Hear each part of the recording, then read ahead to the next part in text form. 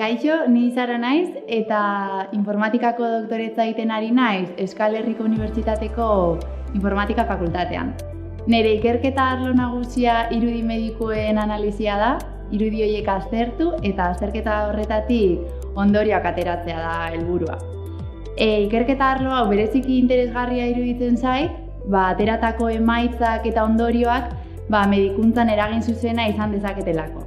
Gainera egindako lanak gizartearentzat onuragarria izan daitekeela pentsatzeak lanerako motivazio extra bat ematen du. Eta pertsonalki niri dagokidanez, esango nuke oso pertsona alaia naizela, oso hiztuna eta lagunkoia. Eta denbora librean gustatzen zait kirola egitea eta lagun artean bada hobeto.